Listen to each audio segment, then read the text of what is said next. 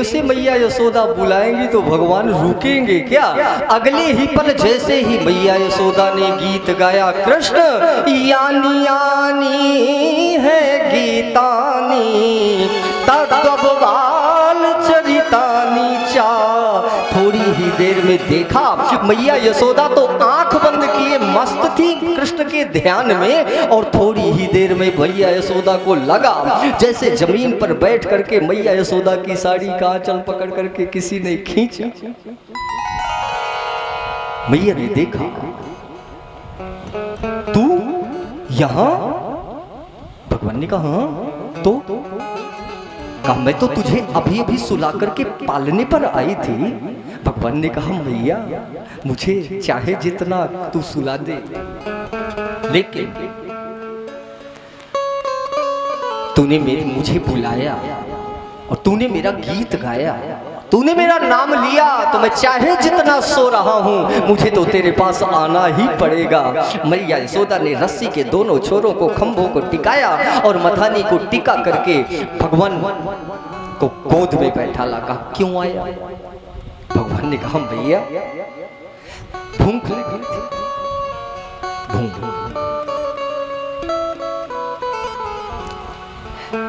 मैया यशोदा ने कहा भूख लगी है, क्या पिएगा? दूध पिएगा? भगवान ने कहा हाँ। कहा गैया का ले आऊं? भगवान ने कहा नहीं मैया मैं गैया का नहीं, मैं तो अपनी मैया का दूध पीऊंगा। और मैया यशोदा ने गोद पर लिटाया और जैसे ही लिटाया ओढ़नी भगवान के सिर पर डाल करके मैया यशोदा ने भगवान को ढका और जैसे ही स्तन पिलाने के लिए स्तन को खोला और जैसे ही भगवान ने केवल मुंह लगाया एक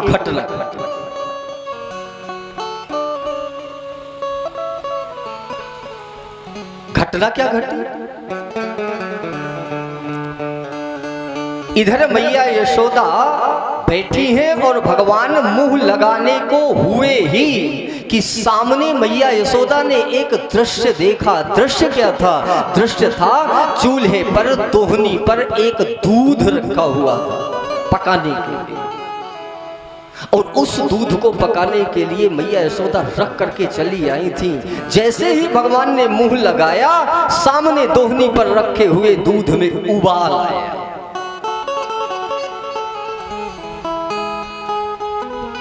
मैया यशोदा ने जैसे ही देखा दूध में उबाल आया, भगवान को जल्दी से गोद से हटाया, जमीन पर बैठाला। कहा लाला बस एक क्षण रुक। मैं यूं गई और यूं आई और गई, जल्दी जल्दी हाथ में जल लिया और जल लेकर के उस उफनते हुए दूध पर मारा और मार करके जैसे ही दूध को उठाया और उठा करके रखा नीचे, बस याद भूल गई, याद भूल गई कृष्ण को दूध भी। और जैसे ही याद भूली लग गई मैया यशोदा दूसरे कर्मों में, दूसरे कामों में। भगवान बैठे हैं शांत, कोई हलचल नहीं, हाथ बांधा और हाथ बांध करके मुस्कुराते हुए देख रहे हैं वाहरी मैया तेरा दूध पीने के लिए मैंने गोलोक छोड़ा, तेरा दूध पीने के लिए मैंने क्षीर सागर छोड़ा, तेरा दूध पीने के लिए मैंने अपनी देवकी जैसी मैया का भी परित्याग किया। लेकिन मैया तेरी ममता तेरे इस कृष्ण में कम और इस दूध में ज्यादा बढ़ गई है। लेकिन मैया तुझे बताऊं, तूने मुझे भूखा छोड़ करके इस दूध पर ज्यादा विश्वास और आसक्ति है ना तेरी, तो सुन, कृष्ण जिस जगह पर होता है, जिस घर के आंगन पर होता है, उस घर के आंगन पर केवल कृष्ण होता है, दूसरा कोई नहीं होता। एको ब्रह्म द्वितीयो नास्ति। इसलिए मैया तेरी ये ममता इस दूध पर और इस दूध के बर्तनों पर है, तो आज के बाद अब मैं इस घर में दूध और दही को ही नहीं, उसके बर्तन को भी खत्म कर दूंगा। और भगवान ने उठाई लाठी और लाठी उठा करके भगवान ने शुरू किया तोड़ना, शुरू किया फोड़ना। चले गए फोड़ते तोड़ते, सारा दूध दही माखन सब जमीन पर बिखरा पड़ा था। चारों तरफ से दूध दही माखन फैला और बीच में भगवान बैठे। भगवान ने हाथ से कुछ मक्खन उठाया और कुछ मुंह पर लगाए थे, कुछ हाथ में लिए थे। थोड़ी ही देर के बाद मैया यशोदा का निकलना हुआ और जैसे ही मैया यशोदा निकली और भगवान को देख, इतना दूध दही माखन सब तूने फैलाया। भगवान तो अपनी मस्ती में मस्त थे, दूध दही पर छप छप कर रहे थे, दोनों हाथ से खेल रहे थे। मैया यशोदा आई, इतना क्रोध आया, इतना क्रोध आया, पकड़ा कान, कहा चल अभी। ले गई कान पकड़ कर। भगवान ने कहा मैया कहाँ लिए जा रही हो? मैया यशोदा ने कहा चल अभी बताती हूँ मैं कहाँ लिए जा रही हूँ। और ले गई। भगवान जान गए आज तो बचने वाले नहीं हैं, आज तो पिटाई होगी, हो करके रहेगी, काम ही ऐसा किया है। भगवान ने कहा मैया छोड़ दे। मैया ने कहा आज नहीं छोड़ूंगी। और दूर मैया यशोदा ले गई, कहाँ? एक कमरे में अंधेरे, और उस अंधेरे कमरे में भगवान को जैसे ही ले गई, भगवान समझ नहीं पाए। भगवान ने तो सोचा पिटाई बस होगी, लेकिन भगवान पूछ बैठे मैया लिए कहाँ जा रही हो? मैया यशोदा ने कहा आज तुझे अब बंद कमरे में पीटूंगी। क्यों? अरे खुले में मारती हूँ तो ये गोपियां बचाने आ जाती हैं, चिल्लाता है रोता है, तो तुझे बुलाने बचाने के लिए ये सब इकट्ठे होकर के हाथ पैर जोड़ करके कहती है मैया छोड़ दे अपने लाला को, लेकिन आज कमरे में बंद करके तेरी पिटाई करूंगी, चल। गई और मैया यशोदा ने दरवाजा अंदर से बंद किया।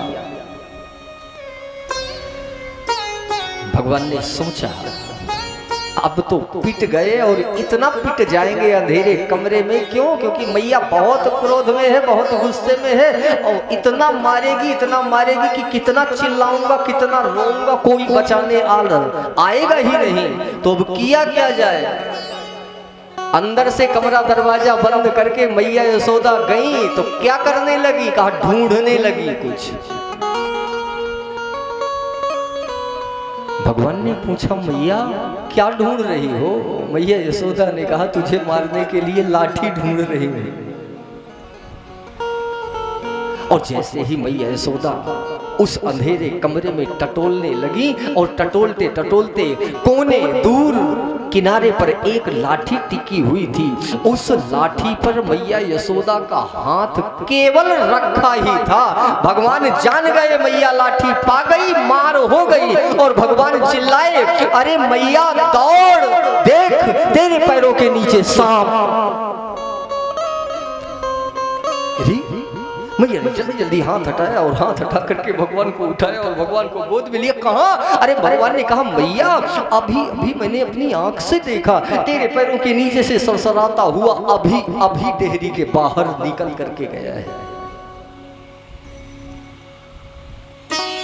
मैया यशोदा जानती है झूठा बहुत है। मैया यशोदा ने गोद में उठाया और गोद में उठा करके कहा सच कहता है ना? अरे भगवान ने कहा मैया तेरी कसम खा करके कहता हूँ, सत्य कहता हूँ, अभी अभी मैंने देखा है। विश्वास नहीं तो ये दरवाजा खोल करके देख ले। मैया यशोदा ने धीरे से दरवाजा खोला, और जैसे ही दरवाजा खोला तो डेहरी के बाहर एक काला सर्प फन फैलाए बैठा था। परीक्षित हाथ जोड़े कथा सुन रहे और परीक्षित सन्नाटे में आ गए। हाथ सुखदेव जी के सामने हाथ जोड़ करके निवेदन किया बाबा एक बात समझ में नहीं आई। सुखदेव जी ने कहा क्या? कहा जब आप कथा सुना रहे थे तब तो सांप था नहीं। सुखदेव जी ने कहा नहीं था। तो कहा जब भगवान ने कह दिया सांप, तो क्या सचमुच आप बताइए सचमुच वहां सांप था क्या? सुखदेव जी मुस्कुराए और मुस्कुरा करके कहा, परीक्षित सुनो, ये कृष्ण की लीला है। भगवान लीला कर रहे थे, अब भगवान स्वयं लीला कर रहे थे, तो अब वहां पर सांप हो या ना हो, लेकिन कृष्ण ने कह दिया कि सांप, अब सांप को तो वहां होना ही पड़ेगा। क्यों? क्योंकि परमात्मा की वाणी का ही नाम तो सत्य है। परमात्मा जो बोल दे वही तो सत्य है, और परमात्मा ने कह दिया सांप, तो अब सांप को निश्चित ही वहां होना पड़ेगा, इसलिए सांप आ गए।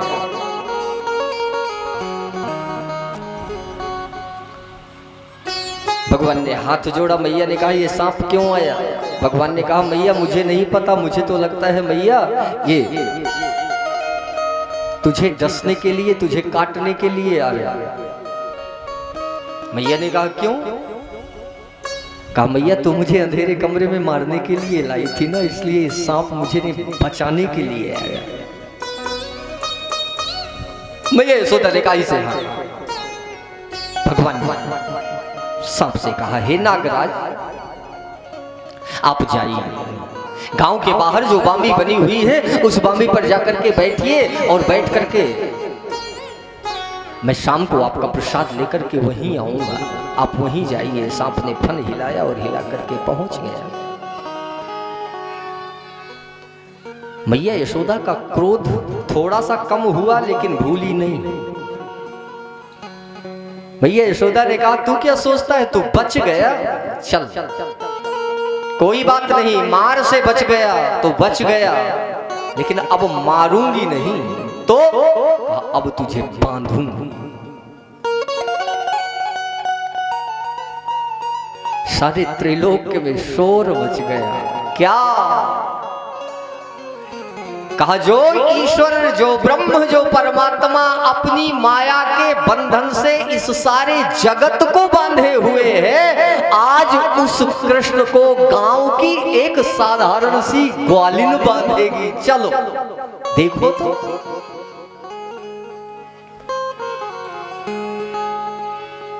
मैया यशोदा गई, भगवान को लेकर के तो बीच आंगन पर ले जाकर के खड़ा कर दिया और किया रस्सी लाई और रस्सी से लपेट करके बांधना शुरू किया। एक रस्सी लाई और जैसे ही बांधना शुरू किया, बांधते बांधते जैसे ही बांध करके तैयार किया भगवान को, और जैसे ही गांठ लगाने का नंबर आया तो रस्सी छोटी पड़ गई। एक रस्सी ना कई रस्सियां बार बार फेरे जोरी जोरे फेरी, फेरे जोरी जोरे फेरी, बार बार रस्सी को जोड़ती और बार बार फेरा लगाती और बार बार भगवान को बांधती, लेकिन रस्सी छोटी ही पड़ जाती। लेकिन रस्सी छोटी कितनी पड़ती? ज्यादा छोटी नहीं पड़ती ना, मात्र 2 अंगुला। तो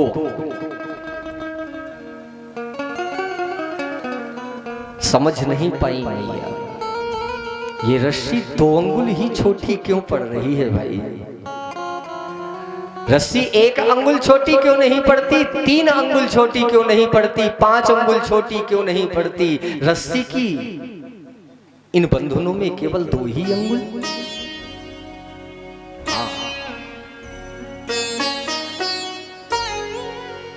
ये 2 अंगुल का भेद है।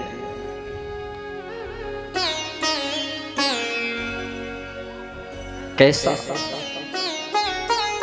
कहा ईश्वर भगवान मैया यशोदा को देख रहे, मैया यशोदा परेशान हो रही।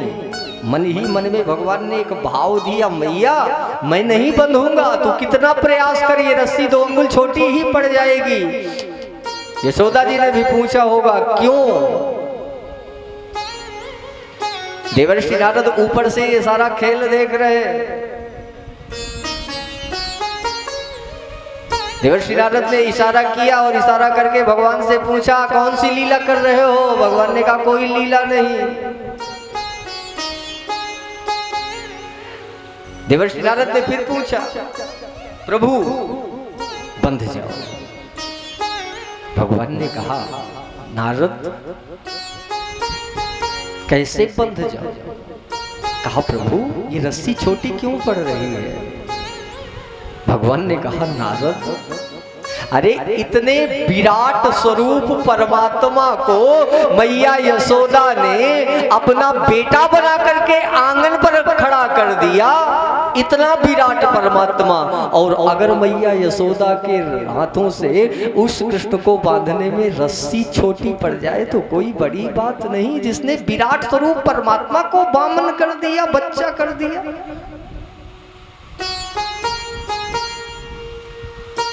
ये 2 अंगुल कौन से हैं? बस भगवान ने मैया यशोदा से कहा, मैया इस जीवात्मा और परमात्मा के बीच की दूरी भी केवल 2 अंगुल है। क्यों? क्योंकि जब तक ये 2 अंगुल जीवन के हैं तभी तक परमात्मा हमसे दूर है, और जिस दिन जिस क्षण ये 2 अंगुल का भेद जीवन का समाप्त हो जाएगा, उसी दिन ब्रह्म जीव इव साहज संघाती। क्या है ये 2 अंगुल? ये 2 अंगुल है माया। माया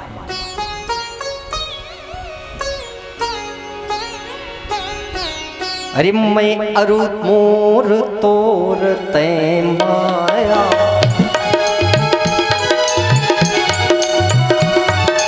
मैं अरु मोर तोर तै माया,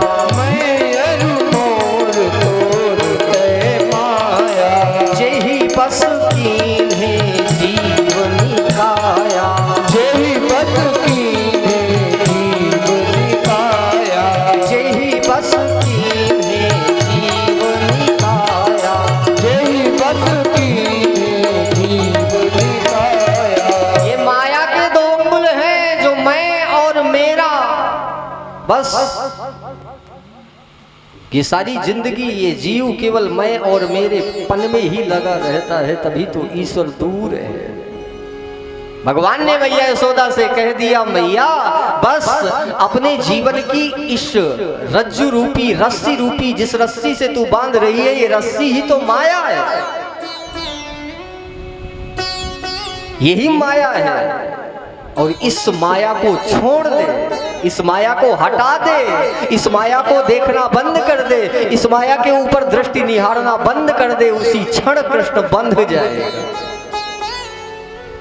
और हुआ भी ये। इसके पहले मैया यशोदा देख किसकी तरफ रही थी? कहा रस्सी की ओर। बांध किसे रही थी? कहा भगवान को। भगवान ने कहा मैं नहीं बंधूंगा। क्यों? क्योंकि जब तक तेरी ये दृष्टि इस रस्सी रूपी माया पर केंद्रित है तब तक कृष्ण बंधन में नहीं बंधेगा। लेकिन याद रख, तू मेरी ओर निहार, तो मैं इस रस्सी से भी बंधने को तैयार हूं। बोलो सच्चिदानंद भगवान की।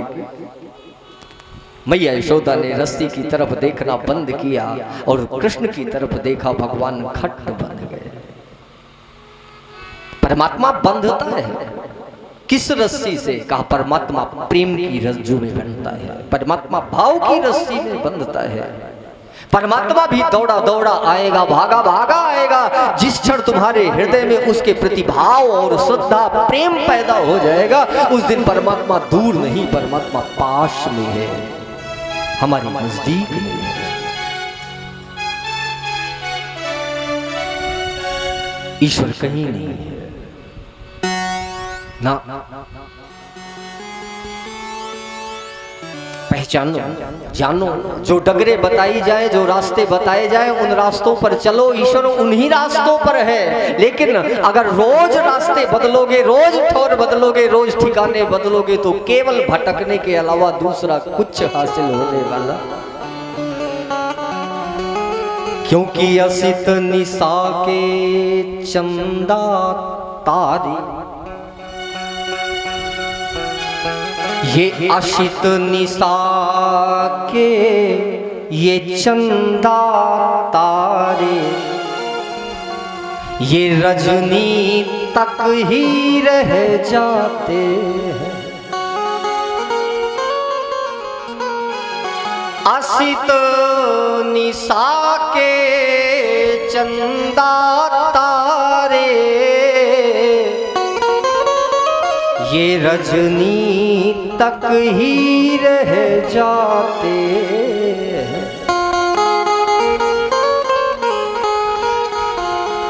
राह बदलने वाले राही, वो राही जरूर सुन ले।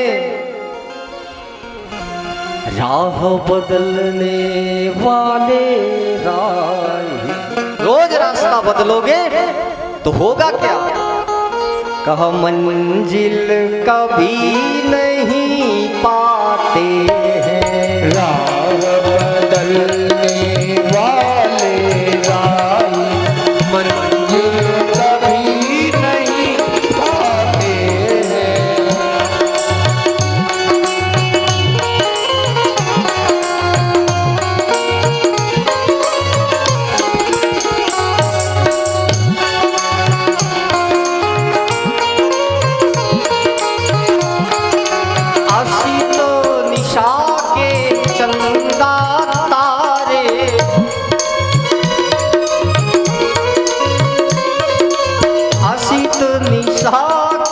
चंदा तारे, रजनी तक ही रह जाते हैं।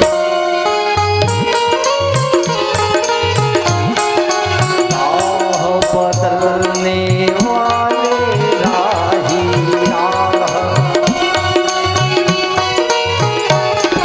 मंजिल कभी नहीं पाते हैं।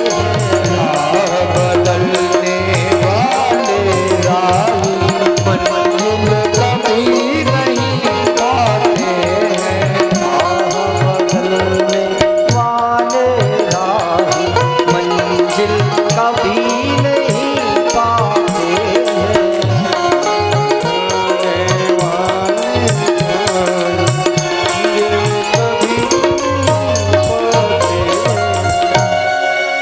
ईश्वर की राह बहुत सरल है।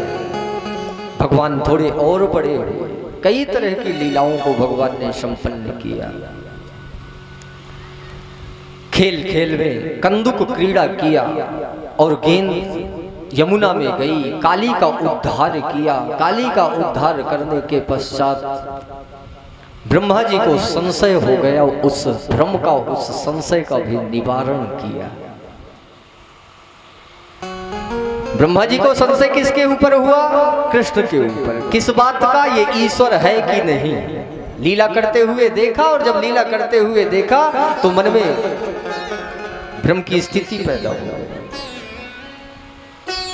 और जीवन में जब संशय की स्थिति आ जाए, जीवन में जब भ्रम की स्थिति आ जाए ना, तो उसका निराकरण करना चाहिए। दुनिया के आधे संबंध, आधे रिश्ते केवल संशयात्मक दृष्टि से खत्म हो जाते हैं, चले जाते हैं। इसलिए मेरा बड़ा निवेदन है, जीवन में किसी भी तरह का, किसी भी प्रकार का अगर संशय है तो उसका आपस में बैठ करके निराकरण करिए। क्यों? क्योंकि आपस में संशयात्मक बातों का जब निराकरण होगा तो अपने अपने विचार आएंगे, अपने अपने विचार। और जब अपने अपने, हो सकता है कभी कभी ऐसा भी होता है, ये तो ईश्वर के भ्रम की स्थिति होती है। समाज के, परिवार के, घर के भ्रम की स्थितियां भी बहुत विचित्र होती हैं। मैं कोई काम अच्छा कर रहा हूं, लेकिन सामने वाले की नजर में अगर संशय बैठा है, अगर संशयात्मक दृष्टि बैठी है, तो हो सकता है मेरे अच्छे कार्य को भी वो बुरी दृष्टि से ही देखेगा, उसमें कोई ना कोई चालाकी देखेगा।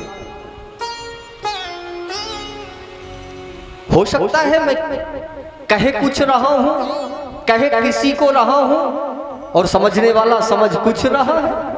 हाँ, और ये संशय का सर्प भगवान न करे किसी को डसे, किसी को काटे। मुझे तो लगता है आधे परिवारों का विनाश, आधे घरों का विनाश, आधे घरों के झगड़े तो केवल संशय की स्थिति में है। क्यों? क्योंकि निराकरण सामने होता नहीं, और जब निराकरण सामने होता नहीं तो स्थिति संशयात्मक बनी ही रहती है, और उस संशय में प्रश्न ही प्रश्न खड़े होते चले जाते हैं। ब्रह्मा ने हाथ जोड़ करके जब संशय का निवारण स्वयं भगवान ने किया तो ब्रह्मा चरणों में नतमस्तक होकर के स्तुति करते हैं। नौमीड्यते भ्रभपुषे तडिदंबराय। हे प्रभु, ईश्वर न करे कभी किसी के जीवन में संशय। एक दिन कथा आती है, भगवान ने गोपियों के वस्त्रों को चुरा लिया, चीर हरण की लीला की। क्या परमात्मा गोपियों को निर्वस्त्र देखना चाहता था, बिना कपड़ों के देखना चाहता था? कृष्ण को इतना शौक था? ये लीला थी क्या कृष्ण की? गोपियों के वस्त्रों को चुरा करके कदम की डाल पर छिप करके बैठ जाना और कहना, गोपियों बिना वस्त्रों के बाहर आओ यमुना के और अपने अपने वस्त्रों को ले जाओ। ये लौकिक लीला नहीं थी ना, ये ईश्वर की आध्यात्मिक